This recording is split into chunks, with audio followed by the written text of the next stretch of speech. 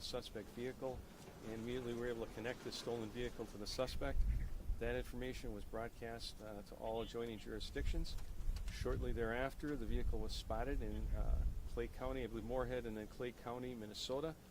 Clay County Sheriff's Department initiated a pursuit of that suspect vehicle. It's currently crashed in Clay County, and they are working on evaluating the status of the suspect who we believe to be inside the vehicle. That's going to take a little time, as they don't want to rush up to the vehicle in the event that this individual is secreting himself and trying to shoot it out with the police. So we believe we have the suspect contained.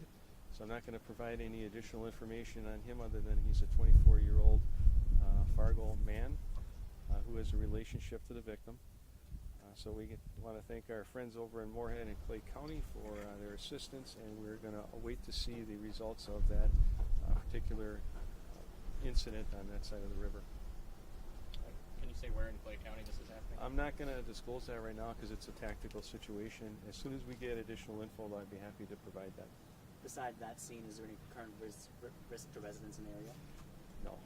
There's excellent video, excellent witnesses. There isn't any question about who the suspect is. It's really more about what's his status inside of this vehicle. Is he injured? Is he secreting himself? Or something else that may have happened, and we just don't know that yet. There would have probably been some more people in the restaurant at the time? There was a number of patrons in there. We interviewed all of the patrons that remained, and we've got a number of excellent witness statements.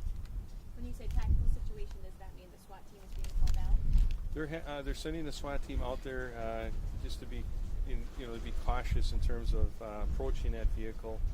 We know situations like this often lead to some type of deadly force encounter, and so we're trying to avoid that to the best of our ability. And again, this individual might be injured in there too, so we're trying to move as quickly, I'm sure they are, as quickly as possible, but also cautiously. Obviously there was a pursuit then, I would assume, out of the city and down wherever they went, Highway 10 or wherever it was. Yeah, all the pursuit happened in Minnesota.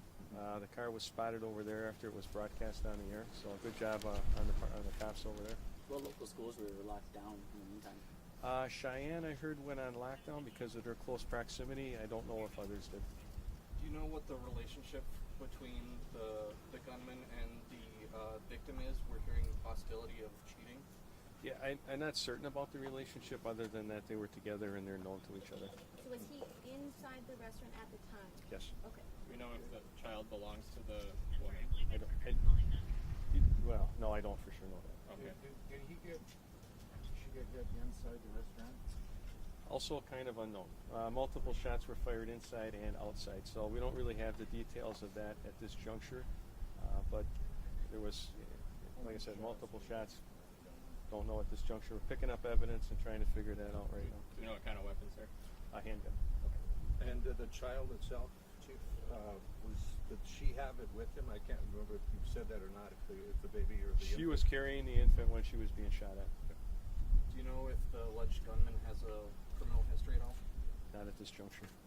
Sir, I know you, just to clarify, you said they're in stable condition, so they're expected to survive and be okay. Critical stable. The female is in critical stable condition. She's in surgery.